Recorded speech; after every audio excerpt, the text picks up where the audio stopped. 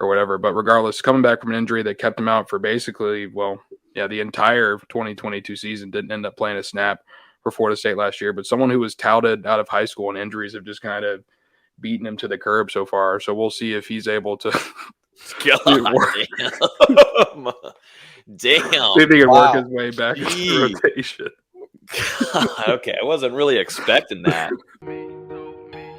Hey guys, it's Terrence Nan. You're listening to Hear the Spirit, presented by Noel Game Day. Go Noles. Hey, what's up? This is Peter Ward, a.k.a.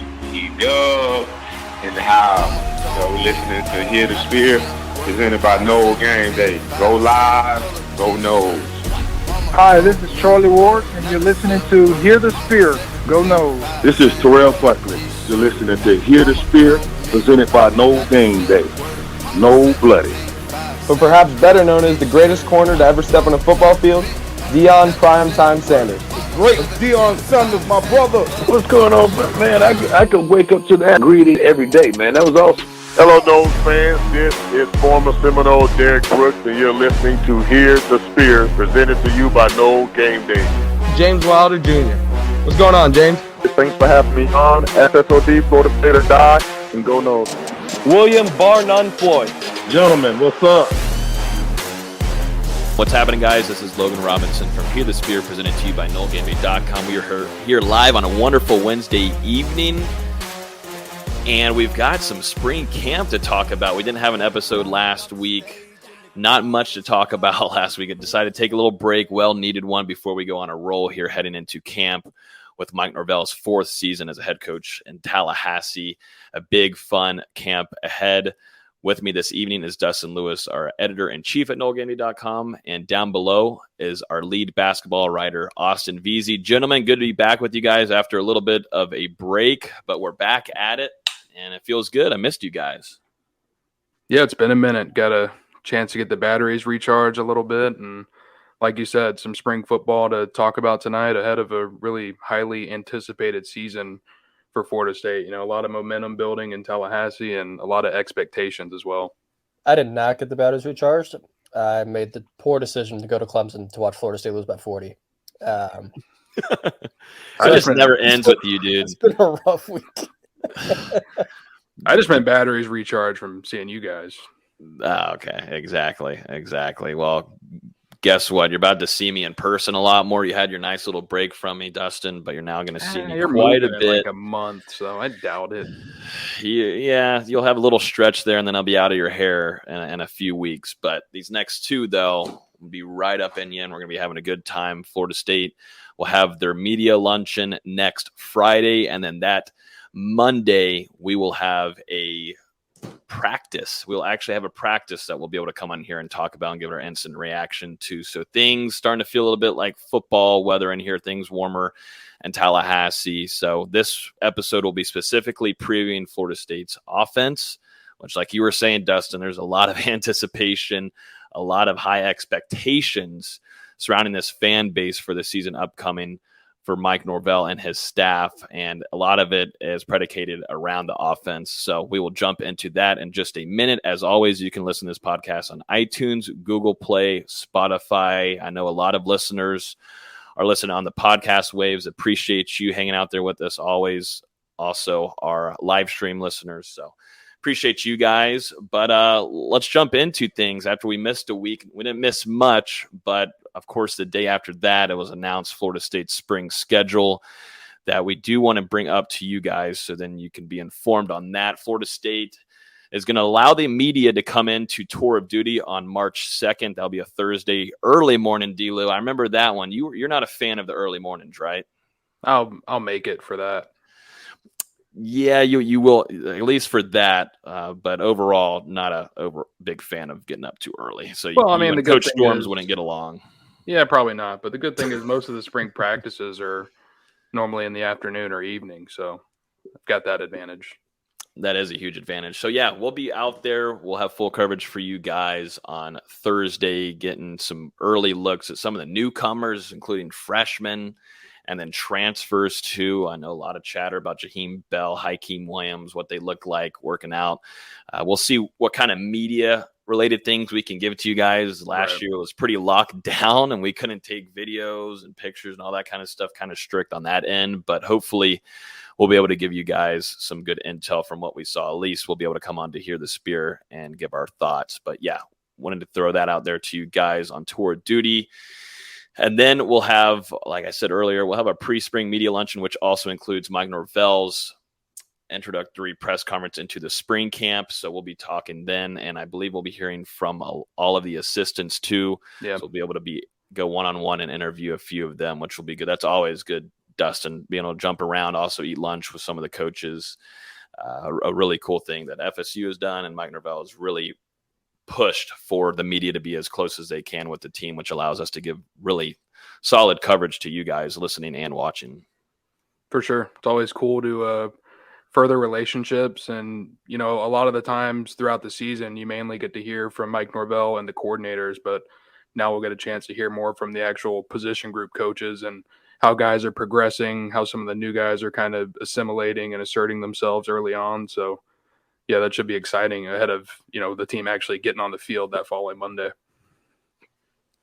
And then the real fun begins. Florida State will kick off its spring camp on March 6th. They'll be their first spring practice. That'll be on Monday. We'll be there in attendance for that to give you guys full coverage. And then it kind of starts rolling after that. It'll go March 8th, March 10th, and then spring break will happen. And then everything gets back in action on March 21st, 23rd, 25th. I'm not going to go through every freaking date on here, but some things worth noting though. Your first spring scrimmage will be on March 25th. We'll hear from Mike Norvell and staff members afterwards.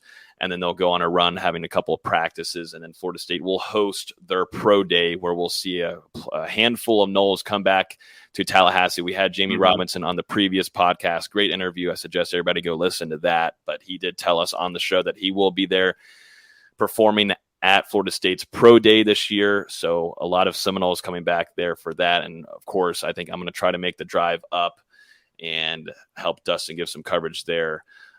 But yeah, pro day, there's just nothing better. I wish the media could get a little bit more access. I understand, there's protocols and whatnot, but I wish the media could get kind of like the close access that the scouts get maybe. But yeah, I'm also not a GM or a scout. So we were a little walled off there on the sideline last year. It was tough to see the bench press, and you're watching the 40-yard dash from 50 yards away. So it's a little tough to get involved in the action, but hey, we'll see what happens this year. Maybe not as many COVID protocols and stuff. I'm not sure. Yeah, we'll try to make the best of it. Trying to time a 40, Dustin, while looking at it vertically is not the easiest way of doing it. And then also trying to tweet it and be like, I think he ran a 4.51. I don't know though. It could be like 0.10 seconds off. So yeah, I think I timed Corbin at like a 6.5, and I'm like, yeah, I don't think that's right. No, I don't think that's right. Maybe for you, you think you can run a 6.5? I don't know. Probably not. He's at least in the 7s. I'm thinking like a 8.3. 8.3? Come on, man. Blow my knee out halfway through. Come on. I expect higher than that. We'll see. I don't. I don't either. Can we get a run, Dustin run, like they do with Rich Eisen? Oh, now that would be good. Can we do it for charity? Maybe that's something we can do in 2023. I need this all for charity. A year and a half of training, something like that. A year and a half of training. Strict regiment. Yeah, maybe that might be the way of doing it. But yeah, that's going to be Florida State's pro day. A lot of Noles coming back for that, so we'll give you guys coverage then. And then to finish it off, that Saturday, just the day afterwards, on April 1st, Florida State will hold their second and final spring scrimmage. We'll be able to speak with the coaches afterwards, as usual. And then Florida State will run 4 more practices until the Garnet and Gold spring game, or like they're calling now the Garnet and Gold spring showcase, since it's not really a game from what we've learned since Mike Norvell's tenure here in Tallahassee. But that'll be on April 15th. And then they'll have one little final hangout, kind of run through some drills, spring practice like they did last year on April 17th. So that's the full schedule right there, D-Lou. Are you excited? Have you had enough of a break now to be like, yeah, I'm ready to get back out to the practice fields? I think so. Got enough time in February, and it's crazy. already feels like December. I mean, I guess it has been a couple of months, but just ready to get that football feeling again, getting a first chance to kind of check out this team, see how guys that have been here for a while are making progress, see how some of the true freshmen from last year have taken a step forward in this tour of duty. You got to think some of the guys in that 2022 class, that some of them didn't get here until the summer. So this is really their first experience with the tour of duty these last couple of weeks. So, I mean, a lot of factors going into the spring, and there's going to be a ton of guys fighting for spots as well when it comes to starting jobs or even just being in the rotation. So I think a lot of exciting storylines kind of to go from here.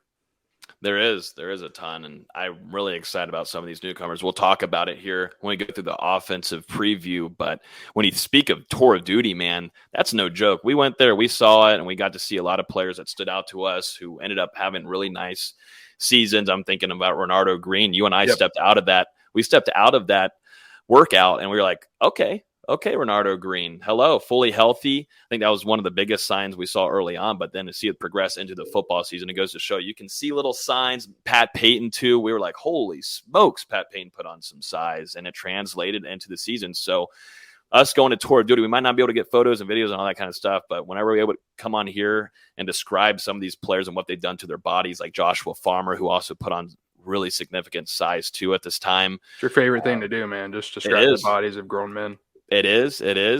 We have one of our writers down in Miami, Dylan, at the booster tour right now, and he said Tatum Bethune is there with Mike Norvell, and saw a picture the other day of Tatum Bethune looking pretty big. I'm interested to see what he looks like when we see tour of duty. I bet he's putting on a little bit of size, and Coach Storms is going to put him through a cut later on. But we got to first look at some of these dudes. But yes, Dustin, my favorite time of the year is to look at guys lifting, sweaty, and looking with big muscles. I'm going to stop it there. Let's move on here to some quick hitters real quick. Florida State opens as a 1-point favorite, guys. 1-point favorite over LSU to kick off their 2023 football season. How are we feeling? Does that seem right? Is that too much? I mean, it's one friggin' point. It's almost 50-50 here. Things are going to change quite a bit. It's only February, but early signs, though, they're giving it to the Florida natives, and the home crowd maybe favorite going into this one before Brian Kelly comes down to Orlando again. Both teams had played their bowl games in Orlando, so this shouldn't be anything new to them, but definitely the perk goes on Florida State's side. Don't have to travel far whatsoever, and they got the best shot of LSU in New Orleans with a heavy LSU crowd there. And Florida State did bring their crowd for sure, absolutely, but this should be very, very heavy FSU, as we saw at the Cheez-It Bowl, absolutely showing out like crazy. And that was expected. But what do you guys think about this early line, guys?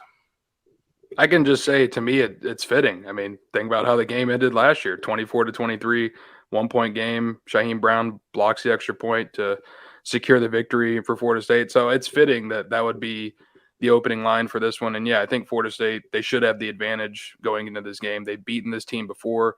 They've got a ton of guys coming back, one of the top transfer classes, if not the top transfer class in the country. So you've got to like FSU's odds going into it, and hope they don't overlook this matchup after beating LSU last year. But just thinking back to it, I mean, FSU was up 17-3 in that third quarter. There were a couple of plays that went the other way where if they don't, Florida State maybe blows out LSU. So we'll see what happens in Orlando in 2023.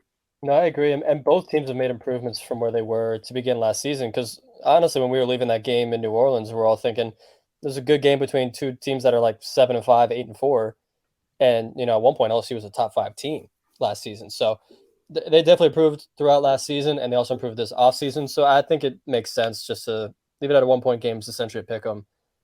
It should be, once again, a very good game this time in Orlando. Yeah, maybe one of the biggest games of the year. I mean, I think it's feasible to say that both of these teams enter this game as in the top 10, both of them. Whereas last year, was LSU ranked? Mm-mm. Yeah, so neither team was ranked last year, and now it's a top 10 matchup. It may even be top 5, honestly, depending on how much voting Florida State gets. I don't think any of us are expecting it, but it's not impossible. Mm-hmm. I don't think it's impossible either, but definitely certainly top 10 matchup, which if looking at the early slate of games in that week 1, This is the winner right here. There's going to be a lot of eyes on this matchup. Two gigantic brands facing in a neutral site. I think it's going to be huge for a lot of college football fans tuning in, and let alone a lot of FSU fans will be going crazy. I don't know what the ticket prices are right now. I don't even know if they're even available, but holy smokes, man. That is, we thought the Cheez-It Bowl was big, and it definitely was. But this one's going to be a whole different animal, gentlemen. This is going to be huge. And Brian Kelly, a second year at his program at LSU, I think this is going to be a better team that should be. But like Tom's saying in the comments, Brian Kelly kind of a little up and down starting the seasons. Things kind of pick up later on. And I think Brian Kelly is a phenomenal coach, one of the best in college football. But if you can get him early on in the season, and Florida State was able to compete, they had a week 0 game, which was really rare. So they kind of already had what was working, had a little bit of film, but you're also facing an opponent that isn't at the talent level as LSU. It's going to be really coach versus coach. If I'm looking early on in this, who's going to coach and coach the best game plan against their opponent. And I think it's going to be a true test to really tell, where does Mike Norvell rank as a college football coach right now in the college football realm. So I think it's going to be awesome. Tons of really fun storylines. You've got Jordan Travis, Jaden Daniels going against each other once again. Was a thriller last year. I mean, what else can you ask for, man? What else can you really ask for? And we just lost Dustin just like that, Austin. I mean, just tough scenes. Tough scenes. Yeah, I mean, you really can't ask for more. Like I said, these are two teams that didn't have many expectations last year and then grew into huge expectations as the season went on. And now it should, like I said, it should be a really, really good game. Dustin, we lost you there for a second. Didn't know if you weren't excited for this game or not. We're going to have to bring Austin Veazey down to Orlando to cover it for us and let you.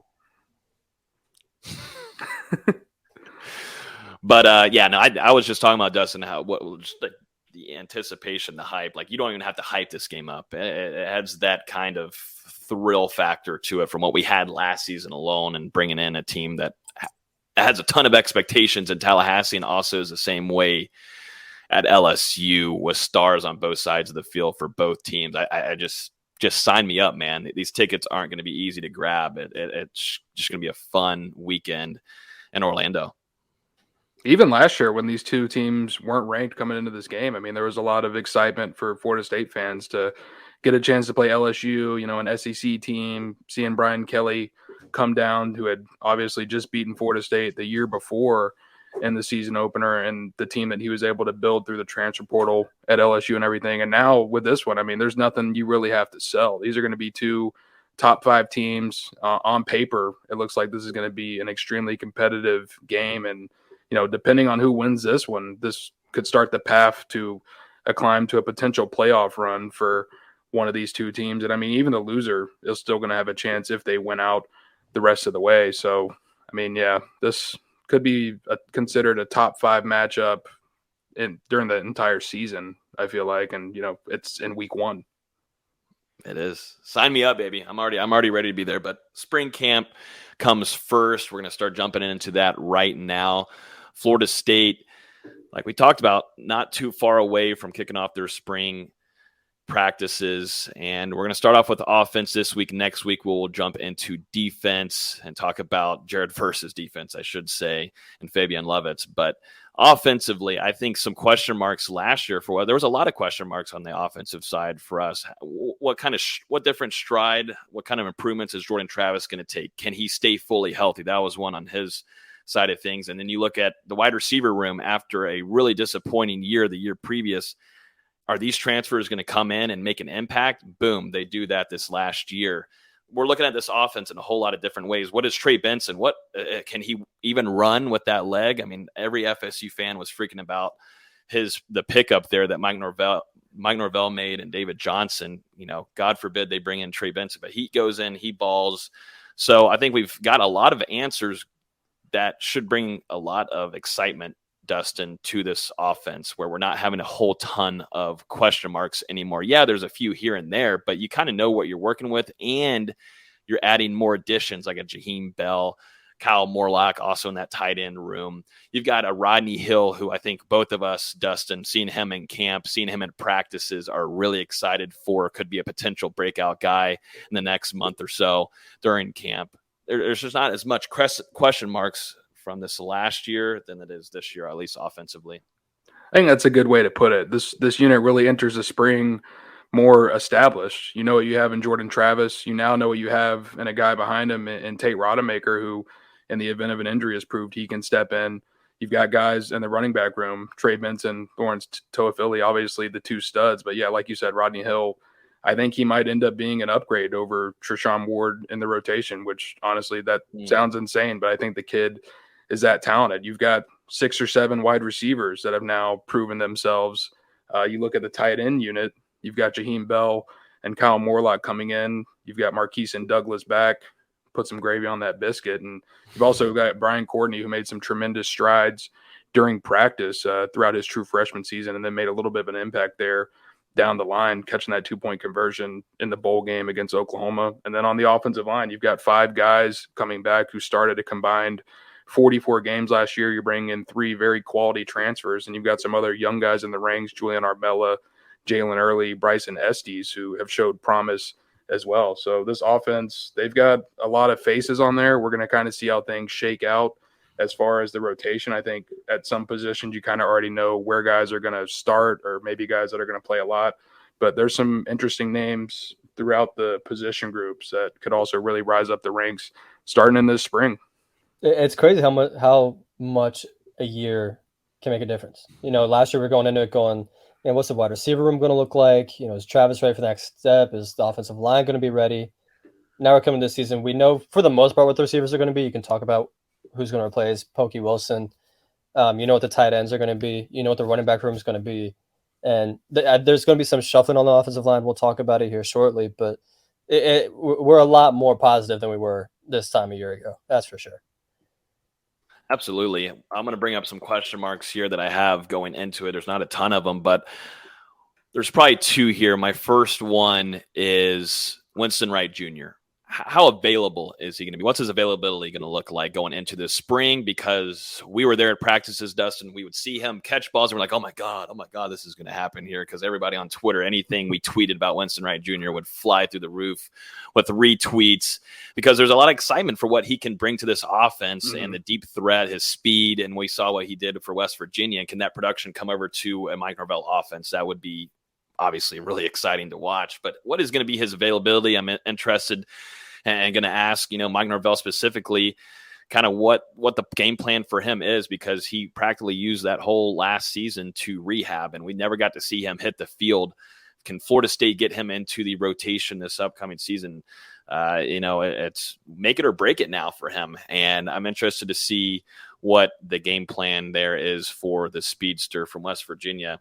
And then probably my other one is going to be, how is Florida State going to utilize and use really Jaheim Bell on Mike Norvell's offense? And I'm interested to see, you could put this guy out wide, you can put him in the slot, you can put him on the line, you can put him in the friggin' backfield if you want to. That's how talented he is. I'm just wondering how they're going to use him specifically, and we're really going to find out. We're not going to find out much. Maybe we'll see a little bit in practices, and definitely we get the fall camp when we get that far. But I'm really interested, just first off, the skill set that Jaheim Bell is going to bring into a Mike Norvell offense with a trio of tight ends. This is the first time where I'm actually excited about talking tight ends. We've never gotten excited on here on this freaking show ever. Forever long we've been doing this show. We've never gotten excited about talking about tight ends ever. Nobody in the comments, no one. But now I'm excited about the trio, your first trio, and even a youngin' like Brian Courtney coming in.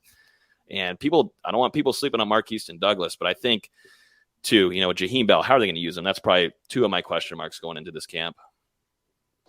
Yeah, it's going to be really interesting to see how they use Jaheim. Like you noted, you can put him in the backfield. You can flex him out wide. You can use him as a traditional tight end. So, I mean, this is really a guy that they can move all over the offense. And it's going to be, you got to think about a guy like Mike Norvell, a very creative offensive mind. It's going to be fun to see some of the positions that he ends up putting Jaheim in. And then just going over to Winston Wright, yeah, he used that entire 2022 season basically to rehab and we got to see him some in practice, and it just never really felt like he was 100% on that leg yet, whether it was still physically or even that mental hump of just getting over the injury. But seeing videos of tour of duty and, some of his social media posts, it looks like the sleeve is off of that previously injured leg. And now, you look at the calendar, you're getting closer and closer to a year removed from when he suffered that injury. By the time the season starts, he's going to be 16, 17 months or so out from the injury. So, at this point, you're hoping in the spring he's going to be full go.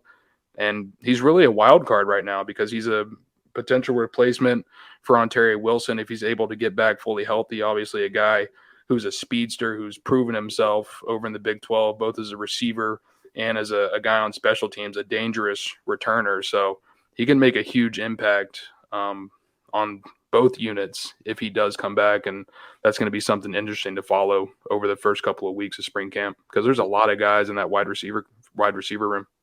And arguably his biggest skill set is the one Florida State needs, and that's just someone that can take the top off of defense. We saw what Jordan Travis can do with Pokey Wilson. I think Winston Wright's a little bit more talented than Pokey. So to have a guy that has that speed, has that athleticism, has the abilities he has, if he's fully healthy, it's only going to be good things for this offense. We saw what Pokey did against LSU. We saw what he did against Miami. Hopefully Winston Wright can step right into that role. My biggest question is how the offensive line shakes out, because this is the first time that they have like really good depth, and you're wondering, wow, they've got 7 or 8 guys that could possibly start, but 5 spots. You're only losing Dylan Gibbons from last year. We'll see what happens with Dimitri Emmanuel, but it kind of looks like he's going to be back for next season. And like Dustin mentioned, you're bringing in Jeremiah Byers and Casey Roddick and Keandre Jones as transfers. How does that last left guard spot work out? Does someone get shuffled back to the bench for a guy like Jeremiah Byers to step up? I think that's going to be really interesting to see how that shakes out during spring. Yeah, it's going to be tough because, you really have, 8 or 9 potential bona fide starters on that unit. From the guys coming back, you've got Dimitri Emmanuel, Robert Scott, Maurice Smith, Darius Washington, and Bless Harris, who all started games for Florida State last year. And then coming in, Casey Roddick, Keandre Jones, and Jeremiah Byers, obviously from UTEP. And then think about some young guys in the ranks, Julian Arbella, who showed a lot last year during practices, and we thought he was going to work his way into the rotation. Jalen Early as well, Bryson Estes, I mentioned them as well. So, that's 10, 11 guys fighting for, like you said, 5 spots. We'll see how it shakes out, but that's a good thing for Florida State. And I think Alex Atkins and the rest of that offensive line staff, they've got to be kind of salivating over the amount of combinations they're going to have here. And then when you think back to last year, Florida State was kind of hit with some injuries very, very early. Caden Lyles knocked out during the preseason. Maurice Smith went down at one point during the preseason. It was like, wow, is the season over before it even starts? Florida State's lost both of their centers. Darius Washington dealt with injuries. Bless Harris was out for the season. Yeah. He was the starting right tackle, out for the season after playing against Duquesne. Remember, D-Lee, we were looking at that. We're like, oh, my God, this is over. LSU is just going to rip off the side now out of nowhere. Yeah, thankfully, Jackson Turnitine is there. So I think it's great that you have 8 very experienced guys where in the event you suffer an injury, 2 injuries, 3 injuries, you've got guys that you can insert in there. And especially when you look at Bless Harris and Darius Washington, even Robert Scott, those are versatile guys. They can both play inside or outside. I think a guy like Jeremiah Byers, who played right tackle at UTEP, he could do the same thing at Florida State. He could move inside. He could play outside. So the flexibility is something that's going to help the Seminoles as well. 100%. Let's jump into quarterbacks real quick. We won't spend so much time. We won't go by through them because I like just regular discussion, open discussion. So if we jump to other positions, that's fine. We'll go off of that. But let's jump into quarterbacks real quick. Jordan Travis, another year with Tony Tokars, and we saw the improvements that both J. Trav and Tate Rodemaker took. I know what I'm getting out of J. Trav. I don't need to dive into this too far. We're only going into the spring, but for spring, I think it's bigger for younger players. I'm looking at AJ Duffy, man. I'm looking at AJ Duffy, and I'm looking for Brock Glenn to push and be behind his heels because we saw Duffy early on and more of a playful guy, kind of just getting adjusted to maybe the college lifestyle. And then you saw the coaching get a little bit more tougher on him and Mike Norvell being more hands-on with him, Dustin and VZ. But I think biggest thing right now for me, quarterback-wise, going to spring camp is Duffy. Can Duffy make that next stride? And then also Brock Glenn. What are we getting out of Brock Glenn? Will be fun to watch. The little fits. And I think it's going to be great to have Duffy with Glenn right behind him. Honestly, this might be the best thing, because if you thought about it, Tate Rodemaker was ahead of him. And there was no competitiveness there at all for that. And Duffy was kind of just sitting there behind, and, he had the few walk-ons with him, but, having a younger guy that a highly touted prospect on the recruiting side of things as a quarterback coming in and coming to compete with you to take a depth spot week by week is going to be fun to watch. But specifically this spring camp, I'm watching Duffy and Glenn, and primarily I want to see improvement out of Duffy, because there needs to be improvement. I agree. I've kind of got it separated into two different tiers. On one side, obviously Florida State, they need to protect Jordan Travis during this period. They already know what they have in Jordan Travis, but you've got to think, ever since he arrived at Florida State, got under Mike Norvell in 2020, this is a guy who's made strides every offseason, and he's always been able to add something new to his game. So I'm just wondering, going into his final collegiate season at Florida State, what's J-Trav going to be able to add this time? Because there's still some things that he can take forward as a quarterback. We'll see what he does, but I'm sure the guy's working hard. We saw today up to 209 pounds, so that's obviously going to be helping as far as durability wise. And then the other thing, you were kind of talking about it, but can Florida State begin to look for their quarterback of the future while knowing what they have in Jordan Travis? You can put Tate Rodemaker, AJ Duffy, and Brock Glenn through a lot this spring. I feel like give them a ton of different reps. If Jordan Travis needs a rest day or something like that throughout the spring, it's kind of a unique opportunity with Jordan coming back and being the unquestioned starter for the second straight year. And yeah, like you said, Duffy, he kind of struggled to acclimate at times in 2022. And Brock Glenn, this is a guy, this was Florida State's top quarterback target. They went out, got him, flipped him from Ohio State. He's coming in with one heck of a mindset on his shoulders. And that's just to go out there, compete, and try and win the job. And you got to think, you've got Luke Kromenhoek committed as well. So a year from now, you're going to have three very talented young signal callers on campus competing for that spot to replace Jordan Travis. A guy like Duffy, a guy like Brock Glenn can begin to set themselves apart beginning right now. Yeah, I'm really interested to see how these young guys work out. As we mentioned, Brock Glenn's coming in. He's going to be pushing these guys. Ideally, you don't want him being the second or third quarterback, though, so as long as Tate Rodemaker and AJ Duffy can continue making those strides, that's really what Florida State needs from the quarterback position this offseason more than anything. Yep.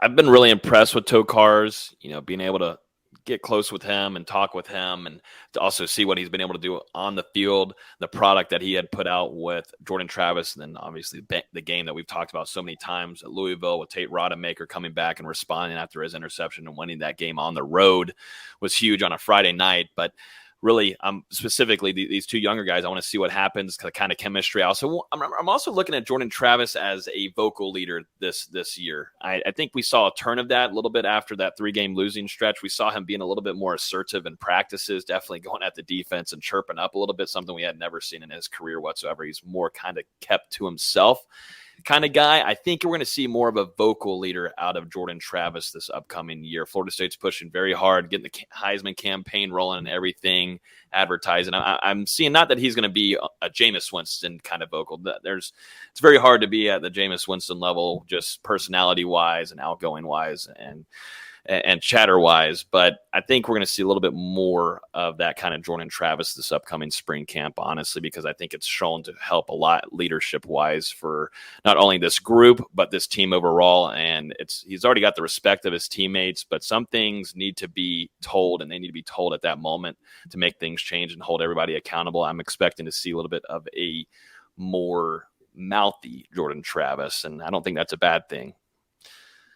Yeah, I don't think it's been something, it wasn't second nature to him as far as being a leader, but it's something that he's grown into over the last couple of years as he's become more comfortable, as he's grown into a bigger player for this program, and, as he's improved on and off the field. And like you said, you really saw it during practice this last year. If a receiver ran a wrong route or an offensive lineman blocked the wrong guy, a running back hit the wrong hole, Jordan Travis would be quick to go over, put an arm around them, talk about it. They'd go over and look at it on the big board where you've got the video replaying, kind of get on the same page. So, it's really been impressive just because, some guys try and force it, but it's never felt like Jordan Travis has been that guy as a leader. It's always been completely genuine, and that doesn't mean he doesn't get on his guys. We've seen him go after the defense as well. He's got some firiness to his personality, but it's just really impressive. And I think it also helps that obviously now he's going into his 5th year at Florida State, so he's kind of seen it all at this point. And a lot of leadership comes from confidence. You could argue there's no quarterback playing better football in the country than Jordan Travis, other than maybe Caleb Williams and a couple other guys. The better you're playing, the more you're going to be assertive in taking those roles and getting guys in the right spots and making sure they're doing the right things. I think that's a good point. Let's run over to running backs. Biggest name here, you lose Trayshawn Ward, but you have Trey Benson coming back for another year. That was huge. This is a guy that I think could have gone. I think it was better for him to come back for another year so that he can do this again for another season. It's going to put him on a higher draft board than what he would have gone or where he would have gone this year in this upcoming draft in April. But Trey Benson coming back for another season, how big is that for this offense? And understanding, Mike Norvell, his offense is usually predicated around sharing carries with other running backs, but just specifically Trey Benson and what he brings to this offense and how he can change games just like that. How does that impact going into the spring? I think it's huge because now Trey Benson doesn't have to acclimate himself. He doesn't have to prove himself. Whenever Florida State entered the season last year, you were still kind of trying to figure out who's the head of this 3-headed monster. Is it Trey Benson? Is it Treshaun Ward? Is it Lawrence Toafili? And finally, unfortunately for Ward, whenever he went down, Benson finally got the shot as the feature back. And absolutely ran away with it during the second half of the season, coming up just short of a 1,000-yard season. One more decent run against Oklahoma and he gets there. But think about it. He hadn't really had any college experience at that point, was coming off a major knee injury. Now he's going to be another year removed from that, already has a year of experience in Florida State's system. And I think he's really just starting to reach the ceiling that he has as a running back. He still needs to hit running lanes better. There's still some different aspects of his game that he can take steps forward at. And I think he saw that coming back for another year, working with Mike Norvell, working with David Johnson, who have put so many guys in the NFL level who are having success up there. That's going to help him take that next step and really have another, we'll call it another breakout campaign this season. And it's going to help to have a guy like Lawrence Toafili, who's been here for a couple years, and a guy like Rodney Hill, maybe even Keziah Holmes flanking him to help him out. Yeah, as you talked about, he still needs to hit running lanes a little bit better. We saw it in both the LSU game and the Oklahoma game, where sometimes he just dances around a little bit too much, trying to get east-west, where sometimes he just needs to hit that hole and go. Another offseason is going to help. Having confidence in the knee for a full offseason is going to help. We really don't know where the confidence was in his knee this time last year. Mm-hmm. Now he's had a full season under his belts, and he can get back to being I think he can easily be a 1,100, 1,200-yard rusher if he stays fully healthy. Yep, if he can stay fully healthy, for sure. I'm looking at, too, like you were talking about, Keziah Holmes, someone that we really haven't seen much of at all, didn't get to play last season.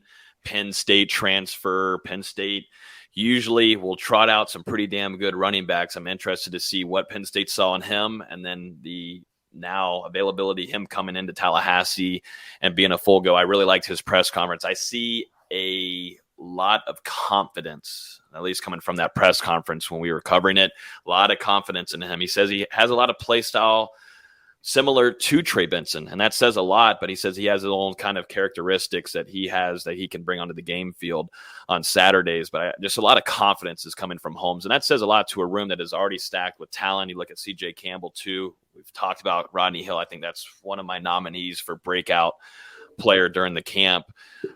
But yeah, I'm interested to see D-Lou, because we get questions all the time about him, but we only got to see him going against the practice squad, or you're going against the 3s, the 4s. You're just not going to get the reps because you're not going to see the field on a Saturday. But you can see the physical attributes, but I'm not going to evaluate anything until we get to see him running with the 2s, the 1s, everything like that.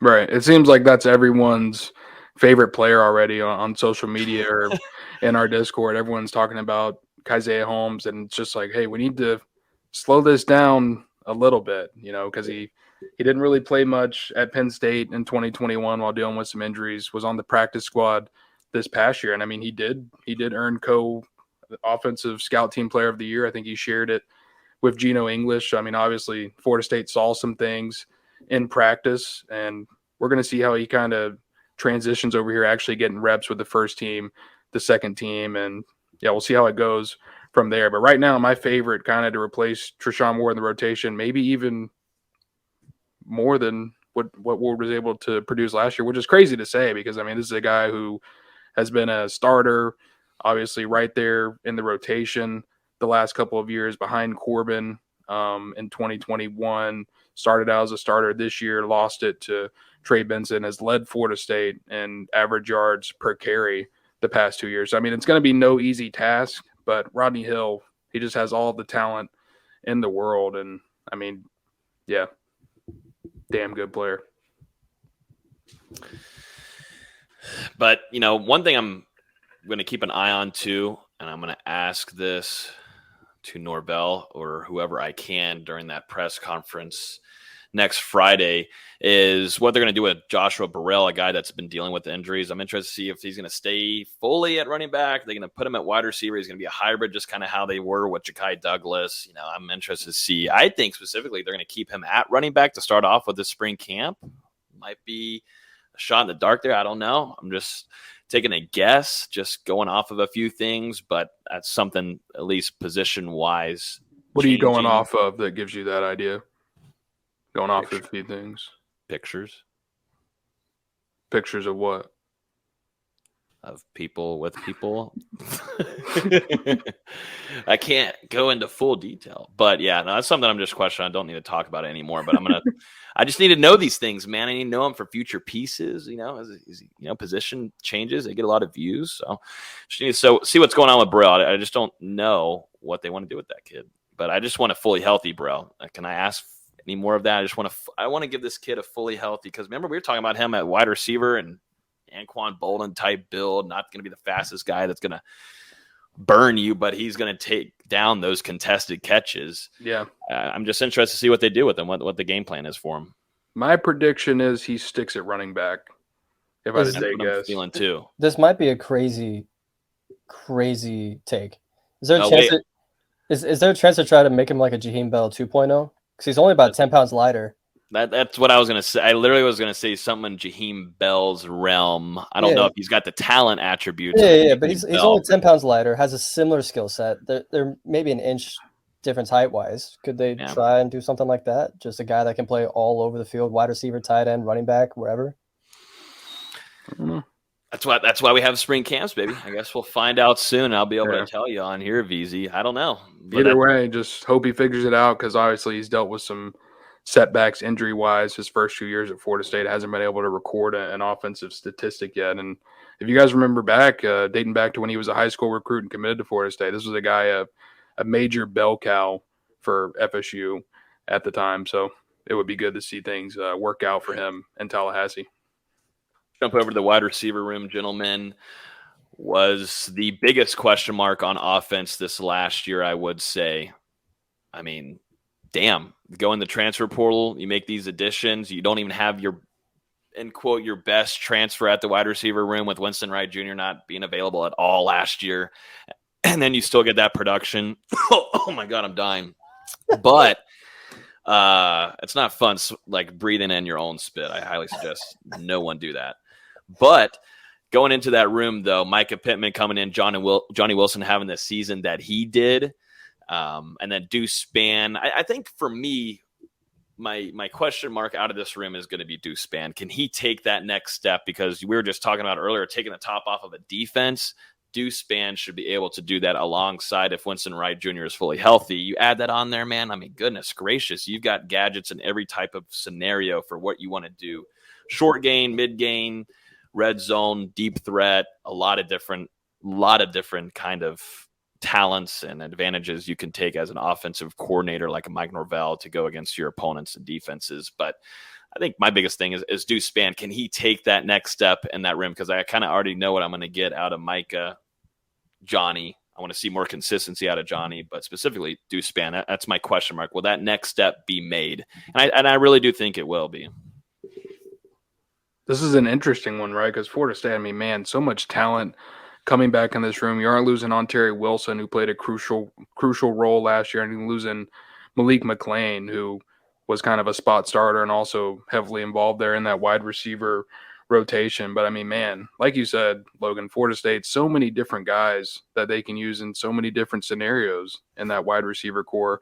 The big one for me is, can Johnny Wilson just become a little bit more consistent when it comes to catching the ball? That, there were some drops last year. And yeah, like you said, there's some other guys. Deuce Spann, you want to see him become a little bit more consistent. I think a big one for me, Kentron Poitier really made some impressive plays last year. And I mean, man, 6'4", a guy who can really go down there and help Florida State as a deep threat.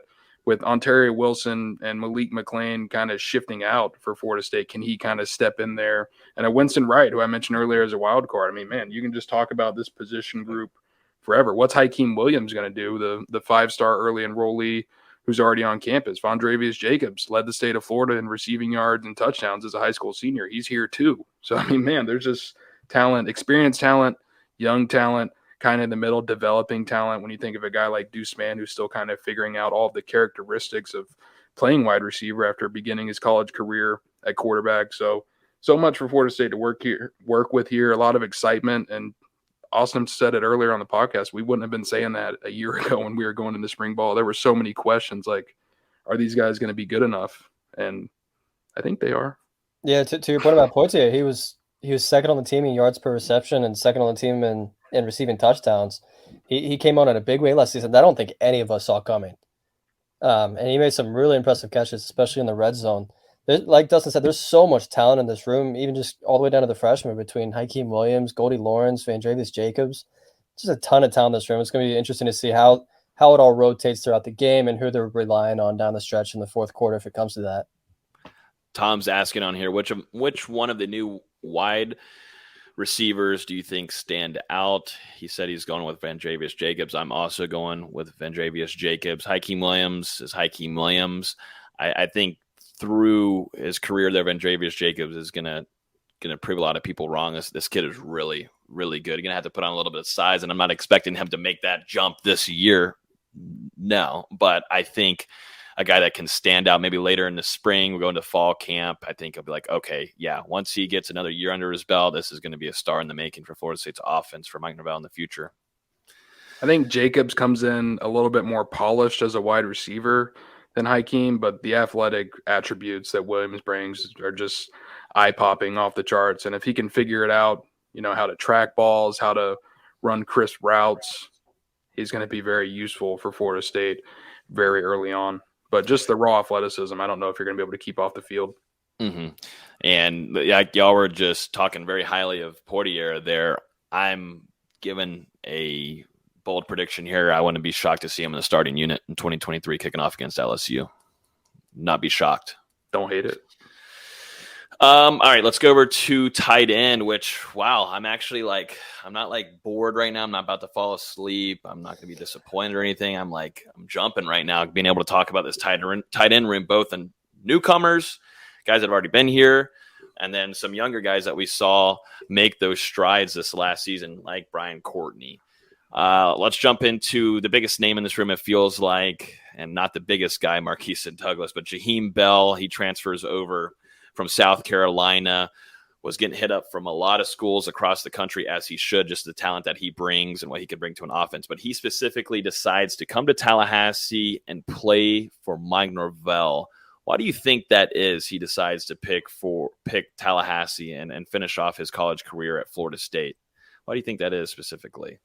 Well, I said it. Tight end, because this is the first time you've seen a playmaker at the tight end position. I love, we're going to have Cam McDonald on here on our next episode next week.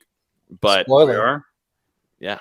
Oh, wow. But we're at this point of the show now where we can kind of just tease things, and it better happen, though. I'll tell you what, if he I'll text him right now if he caps out on us. But this is a playmaker at the tight end position. Florida State fans have been waiting for this for a very long time, going back to, you could say, the Nick O'Leary days. Let's just be honest here. This is the kind of caliber talent that Jaheim Bell, different player than Nick O'Leary, but just playmaker-wise at that position, that's what Bell's going to bring. What do you think he picked Florida State in this offense, man? I mentioned it earlier, but I think it's just the creativity of Mike Norvell as a head coach and understanding that he's going to be able to be used in a ton of different ways in Tallahassee, not just as a traditional tight end, but also in certain aspects that fit him as a player that are going to be able to showcase him and what he can do for the next level as well. South Carolina, they kind of used him as well, flipped him to running back at one point when they were dealing with some injuries, but they're more vanilla with how they utilize his skill set. And I think Norvell sees something really unique with Jaheim that could potentially unlock something that Florida State hasn't had at tight end over the past couple of years. Yeah, I just think Norvell did a great job of selling Bell what he could be in this offense. Like Dustin said, someone that can move around all over the field and not be relied upon as one of the only playmakers, like kind of like he was in South Carolina. But we just talked about the running backs, the wide receivers, and even Jordan Travis as a running threat. There's so many options for this offense, and you plug Bell in there, it's just one more thing for the defense that they have to worry about. Yeah, going back to maybe we'll go to Kyle Morlock, and then we'll go to some guys that are already had been with the program for a little while, like Marquisa Douglas, Brian Courtney. Kyle Morlock, a guy that Florida State was able to recruit to 6'7", 250. Still good. I think we talked to him most recently during his introductory press conference into Florida State, said he's going to work on putting on some more size too with Coach Storms. Came in a little bit thinner than what his roster had said previously, but a guy that maybe is more of your traditional type of tight end, I would say, more maybe the athletic side of things than just a traditional holding down the fort like maybe a Marquise Douglas does and blocking scenarios and schemes. But he kind of brings a different versatility to what maybe Mike Norvell has wanted to do at the tight end position. And this is, you can kind of have Johnny Wilson over here. You can have Kyle Morlock on this side. You got Portier. You've got towers everywhere, but Kyle Morlock more thinner and doesn't have maybe the athletic. He still has athleticism. I'm just trying to figure out what maybe there are changes with Jaheim Bell. I think we're going to figure it out when we have a spring camp type of deal. But Kyle Morlock, a nice addition to this offense, though. Yeah, I do want to point out, like you said, came in undersized compared to what he was listed at Shorter College, which pun, but anyway, 6'6", 230 pounds for Kyle Morlock. Yeah, he's more of your guy that's, attached to the offensive line at the end of the line of scrimmage, a guy who he's going to need to improve as a blocker, but led Shorter College in receiving the last 2 seasons. Going to be kind of interesting because he's making that transition from D2 to the FBS. So there's certainly going to be a learning curve, and he's going to be practicing against better talent, obviously playing against better talent than he ever has before in his college career. So it's going to be a little interesting. Jared Verse, you kind of already saw on paper what this dude could do, and you saw it on film at Albany as well. It seemed like he had the athletic traits to instantly transition and make an impact for Florida State. I'm wondering if Morlock is doing the same thing because he's coming from a level even further than Jared Verse was, Verse FCS, Morlock D2. So, that's no transition to scoff at. He's got the size, but yeah, I'm interested to see how he begins to transition this spring, especially when we're going to get into these returning guys. You've got some guys coming back with experience who are also talented, and I think are going to give Morlock a run for his money. Ideally, he's your tight end 2 this season, and if he is, it's a totally different tight end 2 than we've seen these past couple of years. He's not a Jordan Wilson or a Wyatt Rector, where it's just this straight inline blocking tight end that you're using on counters to push through the gaps. This is a guy that's going to be a receiving threat if he can reach that potential that Dustin says he has. And Marquise Douglas, someone that was a nice surprise, maybe nothing too crazy, but Marquise Douglas making that next step, worked on his body a ton, lost some weight, and was surprisingly really reliable in the hands, man. I was like, okay, Marquise Douglas, and we saw Florida State utilizing him a lot more in the passing game during these spring and fall camps. I'm like, dang, Norvell's really building some trust here with Marquise, and you saw him make some plays this last year. Marquise going to come back for another year. I think another camp will be huge for him. And then you've got Brian Courtney too, who a lot of outlets like him and his athleticism, his grit. I think he really runs some nice routes too for a tight end at his size. There should be a lot of excitement for this room going into this camp, but it definitely is highlighted, I think, for returning players with Marquise Douglas making that next step. We just launched our show Calculated Chaos with 2013 national champion Brian Stork, And Brian was talking about specifically Marquise and Douglas, and he sees a lot of attributes that are similar to Nick O'Leary, and that's saying quite a bit because, Brian Stork, one of his best friends being Nick O'Leary, I just don't see him saying that a lot about other players. And for him to say that about Marquise, and he likes him a lot, and that's a film guy. He's a nerd. He nerds out at film, watches maybe too much of it. He would probably admit that. But for him to have those kind of nice things to say about him and give him some love, I think is huge. But Marquise and Douglas has to make another step too, and helping out that offense. Agree with that. And another guy you can't forget about, Jarrell Powers, who started to make some strides there at the end of his true freshman season. And, someone we're all still forgetting about who's around, Jackson West.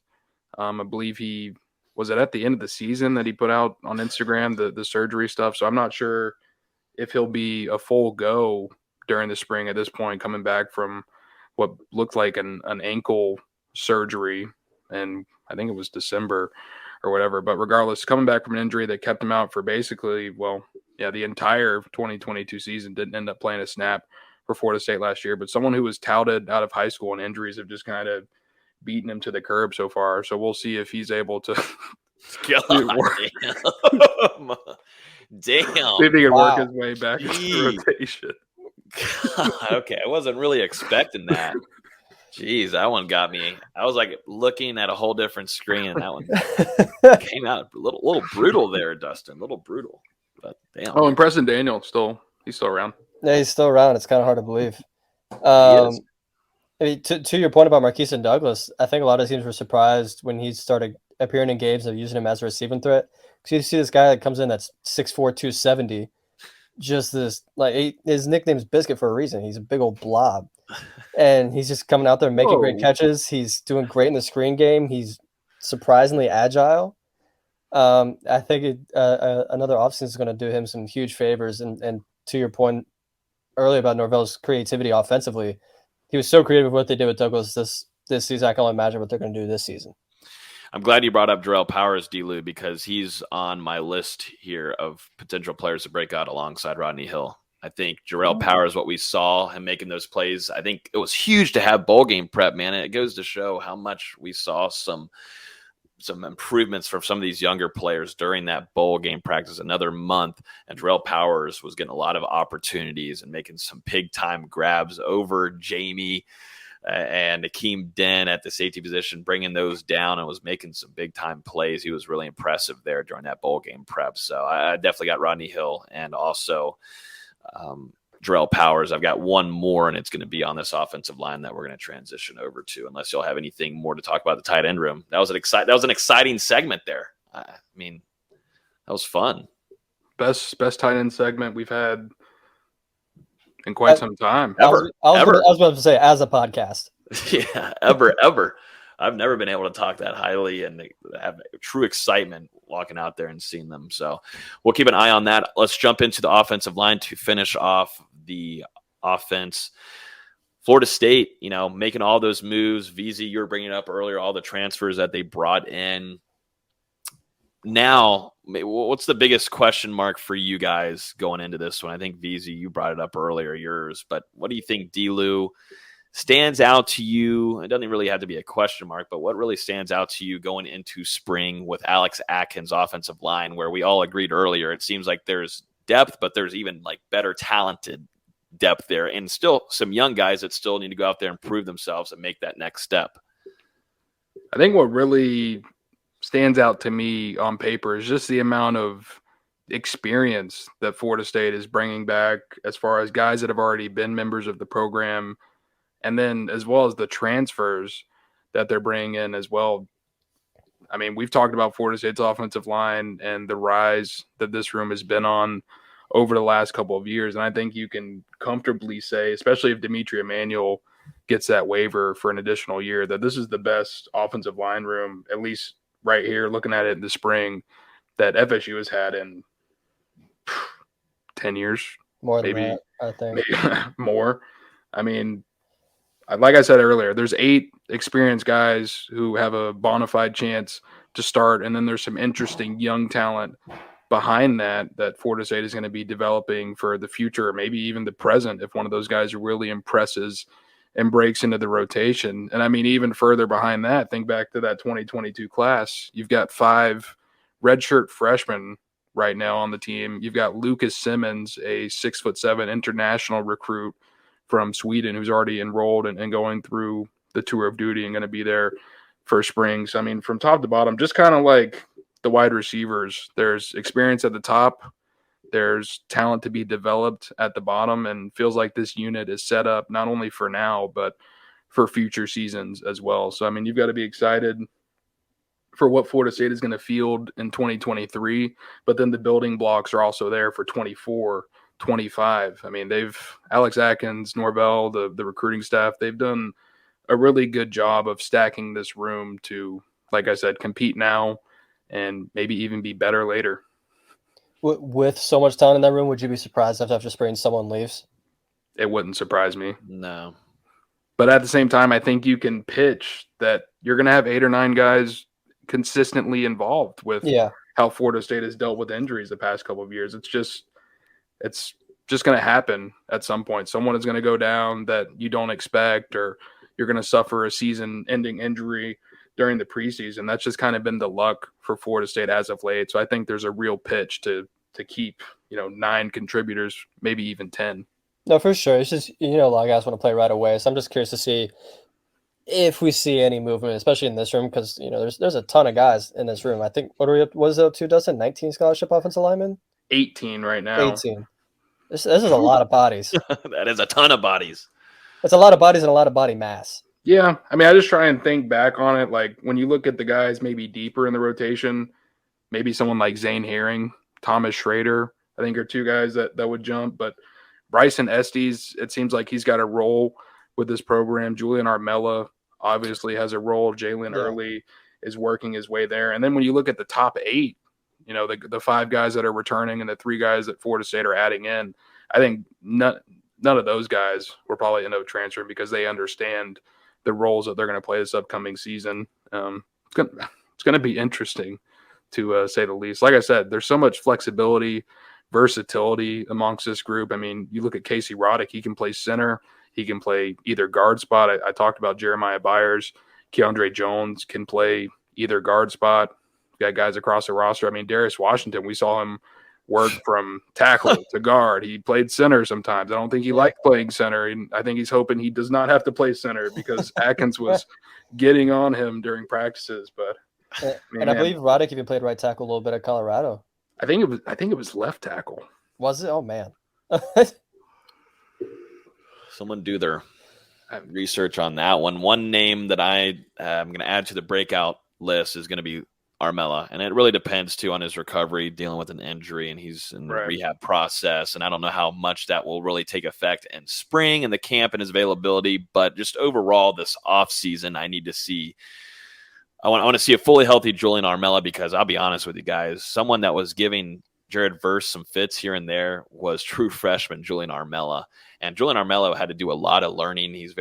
Coach Atkins very hands-on with him. But, what I love about Mike Norvell and allowing the media to have all of this access and for us to be there for the entirety of these practices is be able to go from position group to position group whenever they're doing individual drills and hands-on stuff. And I'll be able to go over there and listen to Coach Atkins and Armella. And, Coach Atkins, this isn't tennis. We're not doing golf thing. It is not fun being out there and getting chewed out, and you are going to get chewed out. But what I love about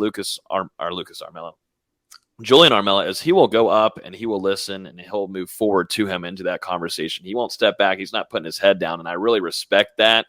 And I don't see that out of a lot of the other freshmen. Yeah, they do listen, but Julian Armella will take that step forward. He will take the beating. And I think Atkins obviously has growing respect for Armella because he was right behind in that second group for Florida State. Obviously, Darius Washington having the most experience, he would be subbed into games and whatnot. But whenever Scott would be hurt on the tackle position, Julian Armella would jump into there and practice and take over that role. So there's a lot of trust there already built with Coach Atkins, and we just know the physical attributes he brings. But, man, he was giving a lot of fits to some of those defensive ends, specifically Jared Verse, like absolutely pissing him off, and I thought that was great, and it shows good signs for what's to come out of Julian Armella. I just don't know when that opportunity will come, but for him to continue to make growth, and I think he has a potential to break out either if he's fully available this spring, if not this fall camp. But really the biggest focus, get healthy, man. Get healthy, because that's a talented tackle that you want to keep in your program for as long as you can. The competition is only going to help him, because I think Florida State sees it. This is more another bridge year, I think, to kind of develop a guy like Armella, develop Jalen Early, develop Lucas Simmons, because those three are really your offensive tackles of the future right now when you look at this offensive line room.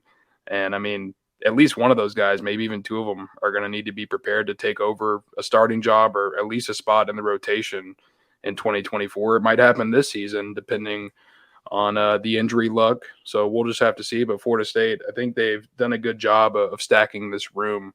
Last year, 21 scholarship offensive linemen. Maybe they can go grab another one or two out of the transfer portal if the numbers hit up right. But right now, 18 with 8 bona fide experienced guys. I think Florida State in a very good spot. Anything else offensive line? Yeah, what about fullback? Yeah, I mean, we can jump into a little DJ Lundy package. I mean, I can't say it always delivers now, but it's I got to tell you guys, like 3 out of 4, 3 for 4. I think. Yeah. Best rate, 75%. 3 or 4 or 4 out of 5. Yeah. It's pretty good. It's a damn good package system. You've got DJ Lundy coming back, but I had a dream last night. Okay. Fabian Lovett at fullback, the fridge short yardage, goal line package. I don't know why. I had a dream about it last night. Him and DJ Lundy were back there together. Trey Benson at running back. I mean, Jesus. Honestly, I would. Was it like 1,000 pounds by then? You're getting up there. I would like it, because there was times in goal line where we were like, where there wasn't enough strength, enough push. You throw Fabian in there just to toss a body around. I think that'd be kind of fun. Yeah, his base. We should have done. We should have done with Robert Cooper. Is what we should have done. Mm-hmm. Yeah, I was going to bring in some other guys on defensives like Iobame Tafasu, who's an absolutely Greek freak looking animal as a true freshman, but just the strength and legs. Yeah, Fabian Love would be able to push you in there. Why not just do what they've been doing in Philadelphia with Jalen Hurts? Just get 2 bodies behind you and just push you right through. But it also helps too. You have one of the best, if not the best, offensive line in football in front of you there. But Maurice Smith has proven to do something. We haven't even talked about Maurice Smith, but I think it's great to have him back. He's a phenomenal leader for that room, guys. You're losing Dylan Gibbons, but you have Maurice Smith in there too, and you also, of course, you have Robert Scott. But I think Maurice Smith, just being at practices, seeing him hands-on with some of the freshmen and holding them accountable, something I can't bring up on here, but he will hold you accountable to make sure you get to those workouts in the morning, because if not, it screws up everybody in that position group, and y'all are all screwed running after practice. But yeah, he holds a lot of that offensive line accountable, and I'll be honest with you guys, he impresses me with the size difference that he has, definitely when he's going against a Fabian Lovett or like last year with Robert Cooper.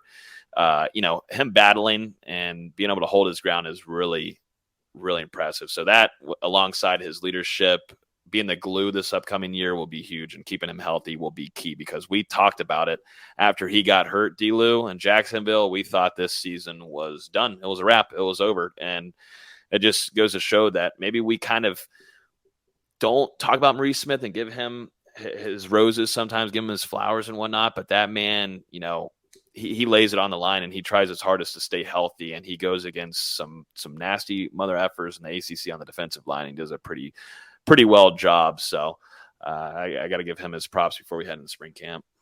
I wouldn't say that. I feel like I've always given Maurice Smith love, dating back to his very first start against Boston College in 2019, and the very first time we saw J-Trav as well. I've always been very impressed with him. Like you said, his ability to compete despite maybe the size differential, because I mean, when you stand up next to him, he's as tall as you, he's as tall as me, not much bigger than either of us, but he's out there and he's really improved over the last couple of years. And it really just feels like, if he can put on that 15 or 20 pounds, bulk up a little bit, he'd be a little bit more of a stalwart there in the middle for Florida State. But regardless. Like you said, a big leader on and off the field and very dependable for the Seminoles there in the middle of that offensive line.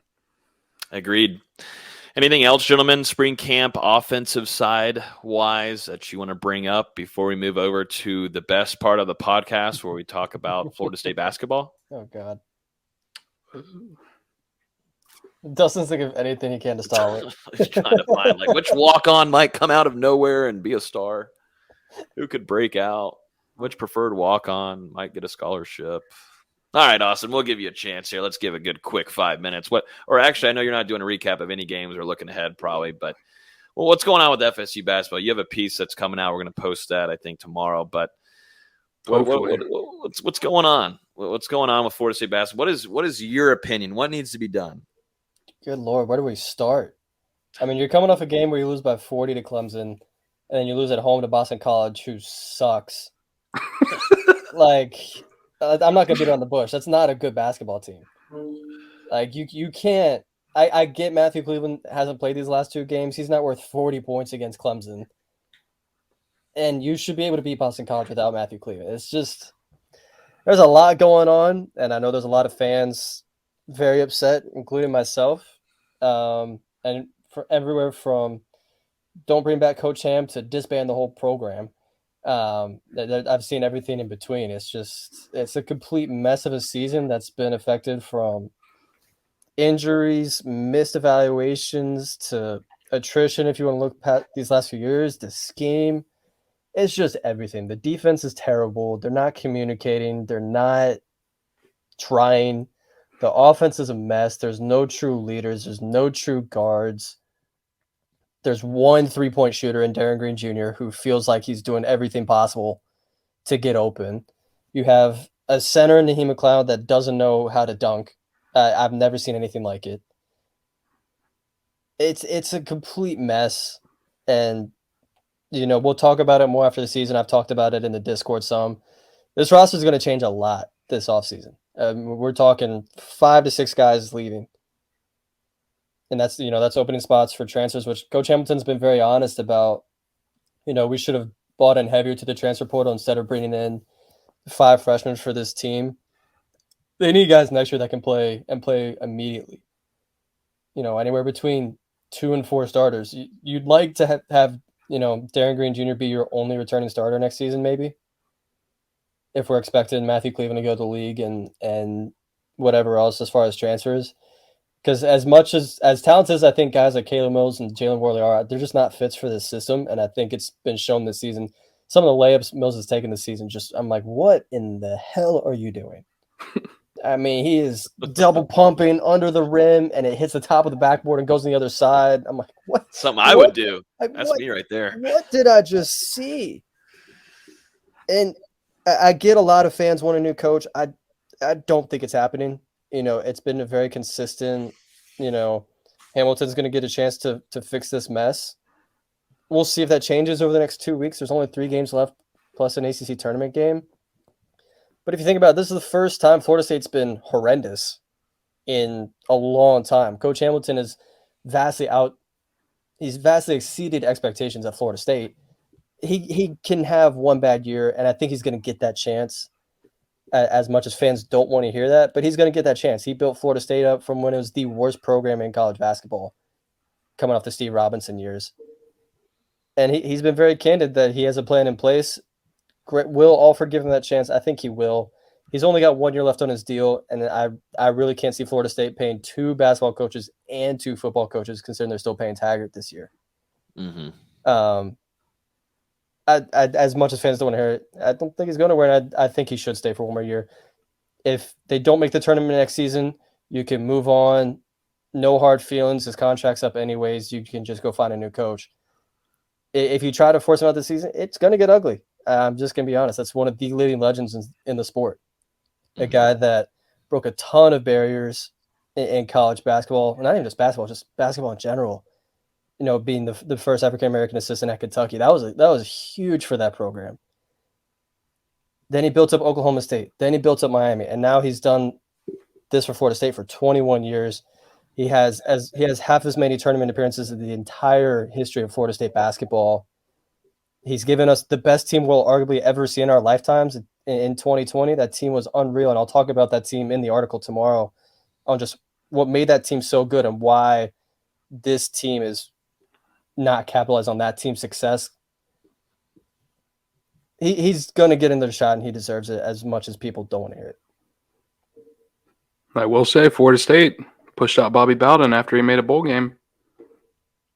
That had lingered for like 3 years though. Because even you could talk about it with Ham. Right, longer than that. Yeah, but you could talk about with Ham where last year the team wasn't that good, but it's really because just injuries just sucked the life out of the team. They were first in the ACC at the end of January with a 6-2 ACC record. Then Malik Osborne goes down. Then Matthew Cleveland goes down for a couple games. Then Caleb Mills goes down with an ankle injury. Then whoever else it was. I know I have that in the article coming out tomorrow as well. Just last year, there's so many injuries. So they had that excuse. This year, that's not as much of an excuse. It's just been bad basketball from the start. Losing to Stetson, losing to Troy, losing to whoever else was in the beginning of the season because I've tried to block out as much of it as possible. That's not as big of an excuse, even if it is still partially an excuse. Chandler Jackson missed the first few games getting back from that thumb injury and still wasn't 100% until late December, early January. Yeah, Baba Miller missed the first 16 games. Ever since he's came back, he's just been checked out because he has no idea what he's doing offensively, what his role is in the system. Deontay Green came back from his ACL injury sooner than he should have. You had all these guys that were still banged up, still trying to figure out what they're doing. And Florida State's not one of those teams recently that can play with just 6 or 7 guys. This is a team that's built on 10, 11 guys playing a hard 18 to 24 minutes. And they just don't have that right now. That's what I'm saying. They have to go get 4 guys that can play right away this offseason. And I've also heard the argument of, why would anyone come play for Florida State when they're having this bad of a season? Look at Pitt. Pitt's been the worst team in the ACC the last 4 or 5 years. Capel brings in 3 transfers, and they're the best team in the ACC right now. Mm-hmm. Like, if they're willing to go play for Coach Capel, who I was shocked even got brought on for another season, they'll come play for a guy like Coach Hamilton, as respected as he is. Mm-hmm. Yeah, he's got the respect around the whole college basketball world. And then I'm just wondering too, when do you think? How do you get your team back on track here? Because it feels like you were saying, there's no getting back on track this season. Well, not this season, but not this season, but how do you build that back to say, all right, let's get back on track and things got to go back in order how they used to be, because we used to respect the hell out of, and we still do, this is a season, but Leonard Hamilton, he ran a tight ship and he built a family bond around it, but it doesn't seem like that might be the case anymore. How do you bring that back though? I'm just wondering, definitely if you're going to be switching up I guess you are cleaning out your roster and you're bringing in newcomers, and you got to hope they believe in that. You got to find some leaders, some guys that'll step up, get guys where they're supposed to. I get the gold standard is Trent Forrest, but he's the gold standard for a reason, because those last 2 seasons, he was doing everything you want out of a leader of a program. Just on the court, off the court, out in the community, get guys where they're supposed to be on the court. If you needed a bucket, he could go get it. If you needed a stop, he would guard your best player. And people just respected him every time he said something, because when he said it, he meant it. There's no guy that's been no one's been like that these last 2 years. There's been no guy that you could look at and go, yeah, that's our guy. You can maybe argue Malik Osborne last year, but once he went down, it fell off the trail. And people would have said that for Jalen Gainey this year. I've heard that, where he was that glue guy. He tears his ACL, 2 weeks before the season, and it's just not the same leadership wise. They've got to find that leader, especially as a point guard, a guy that knows where everybody's supposed to be. I think they have to change the scheme up a little bit. The switching 1 through 5 has been meticulously broken down and broken apart recently. Florida State actually defends almost longer than anybody else in the country, because teams are just constantly ball screening to get the matchup they want and then just scoring off of that. I think that's got to get fixed. The offense has to get fixed slightly. There's a lot of things that need to happen this year, and I think Hamilton and Alford are going to have a conversation about it. It's going to be an interesting offseason. That's for sure. We're, like I said, we're 2.5 weeks away, essentially, from the offseason starting. Once you lose in the conference tournaments, you can go right in the transfer portal and start doing what you need to do. So It's gonna get busy. It's gonna get busy quick. What if they win the conference tournament and make the NCAA tournament? I knew Dustin was going to ask that. He's just trying. Is it sad if I'd say I'd be disappointed? Like, obviously, I want this team to win. But it's like, man, this season's been such a mess. Yeah. And time to move on. It's crazy because, a month ago, we're like, are they maybe starting to turn the ship in conference play with wins at Pitt and at Notre Dame, two places that have historically been tough on Florida State? And then, they played Clemson really close at home, a game they really should have won. Yeah. And then in the last 2 weeks, you lose at Pitt at home, which, that's whatever. Pitt's a really good team, as I mentioned earlier. But the loss at Clemson by 40 points last week, it's one of the lowest points of the program for me. Even lower than the Stetson loss last year or early in the year and the Troy loss. Like, I remember when we beat Clemson by 50 at home in 2017. That was 6 years ago, and somehow we've won 90 points. I don't know what's happened between now and then, but obviously something needs to change. Well, we might have to send you to the Diamond soon with this baseball. Nope. I don't know. I mean, nope. I don't know. Might have to make some adjustments here. I will do football recruiting before I do baseball. Oh, former co-host would love hearing that. Now. Love hearing that. Damn. Well, but yeah, okay. Well, we'll keep on alert for those basketball games. Like you said, I think it's already blown off my head that basketball season's still going on. That's kind of how it goes for just 4 more games. Me at this moment, sadly. We're so close. Yep. But the previews are always great. They're the best on the beat. Nobody can say that. Nobody can say that they got the best coverage except for BZ here and what he does for us at NoelGamby.com. So I know there's still a lot of basketball fans. We still didn't lose any viewers while talking about that. So I think everybody kind of wanted to get your take on what's going on with Florida State basketball and ways to fix that. So we'll have more conversations after the season wraps up. And definitely read the article that's coming out tomorrow. Yeah. I went to a lot more detail about statistics and why they're so bad. Just speaking more about the attrition and the injuries and everything in between. So definitely give that a read whenever they decide to publish it. Hopefully tomorrow. We'll see. We'll get around to it. Yeah, when Dustin gets around to it, he'll be there eventually. As long as it gets out there for the noon piece, people definitely want to be eating their lunch and seeing how to fix this FSU basketball program. I think it could help. But I think that's going to wrap things up. Next week, we will be doing Florida State Spring Camp Defense Edition. So we'll be diving into there just like we did with the offense. We'll have Cam McDonald, former Florida State tight end. He's currently in training prep. That episode's actually going to be at 7 p.m. because I guess he has a tight sleeping schedule. So we'll have an earlier night on here. Won't have to be on here till 9:30. Amazing. So we get to jump on here a little bit earlier. And first question will be like, what time are you going to bed? Are you going to bed at 8 p.m.? Like, what kind of schedule is this? What are you doing? Are you meditating? I don't know. But we're going to have Cam McDonald on at 7 o'clock next week. And then I believe if I can pull up my calendar, we are going to have our next Calculated Chaos with Brian Stork on the first day. It's going to be actually the first day of spring practice, which is on March 6th. We're going to do that one at 7 p.m., and that will be our Clemson Rewind, and hopefully going to have a few guests for that played for Florida State in that game. So that one should be really fun, and we've kind of moved it to where that's probably going to be a 2-hour show because Brian said he's got a lot of film and a lot of different things that he needs to talk about. So we're going to do 2 hours on that minimum. So that should be a fun one. But nonetheless, we'll see you guys next week at 7 p.m. with former FSU tight end Cam McDonald. You can always listen to this podcast on iTunes, Google Play, Spotify, YouTube. Hit the like button.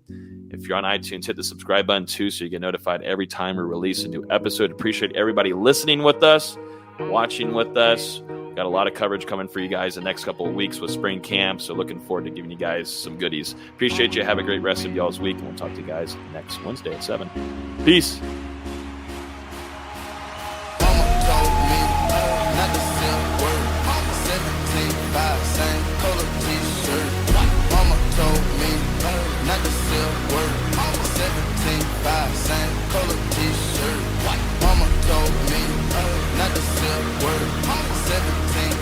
Same color t-shirt.